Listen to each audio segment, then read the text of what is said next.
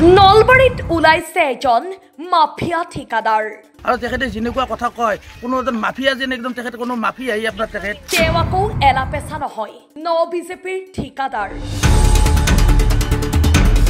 নাম তেওঁৰ মই কিবা মুস্তাফা নাকি আপোনাৰ তেখেতৰ নামটো মই ভালকৈ নাজানো তেখেতৰ মুস্তাফা বুলি শুনিছো আখিনাইটৰ হিৰৰ দৰে চাল চলন তেওঁৰ সাউথৰ গুণ আপোনাৰ সেনেকুৱা টাইপ ব্যৱহাৰ তেখেতৰ ৰাইজে কাম বেয়া হোৱা বুলি ক'লে তেখেতে মাৰিবলৈ খেদি আহি আপোনাৰ লাঠিৰ বেপাৰী হিচাপে পৰিস্থিতি লাভ কৰিছে এইগৰাকী ঠিকাদাৰে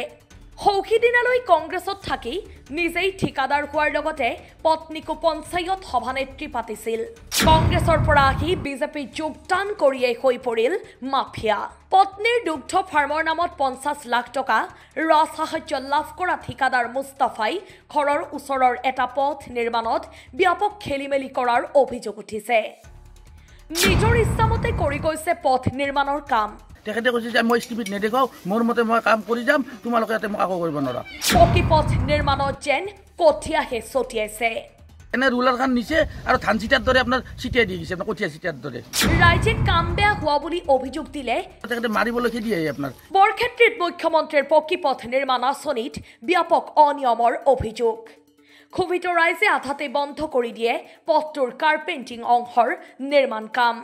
বৰক্ষেত্ৰীৰ আৰিকুচি পূবকালাকুচি পথ সংযোগী তৰমথা গাঁৱৰ পশ্চিম চুবুৰীৰ মাজেৰে মীৰ হুছেইন আলীৰ ঘৰলৈ যোৱা নিৰ্মীয়মান পথছোৱাৰ পকীকৰণৰ নামত এই ব্যাপক অনিয়মৰ অভিযোগ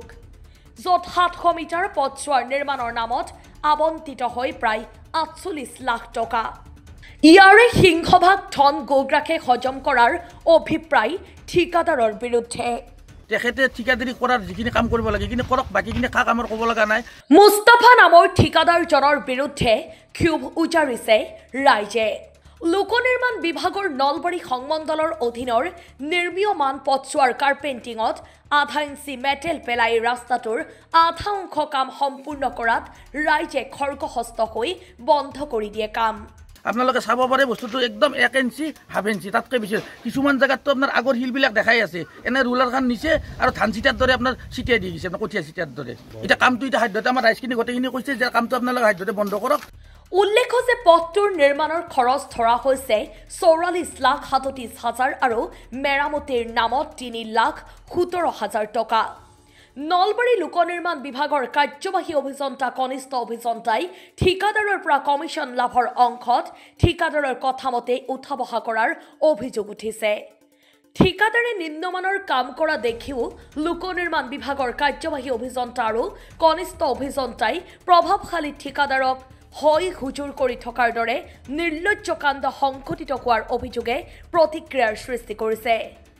কমিশ্যনৰ পৰা বঞ্চিত হোৱাৰ ভয়ত অভিযন্তাই নিম্নমানৰ কাম কৰি থকাৰ পিছতো নাকি লগাবলৈ সক্ষম নোহোৱাটো হাস্যকৰ হিচাপে বিবেচিত হৈছে 2 ডাম্পাৰ গাড়ী বাল আনিছে মছলা আনিছে 2 ডাম্পাৰতে বাকি হৈছে অলপমান বাকি আছে বাকি অলপ নাই 100 মিটাৰ মান আছে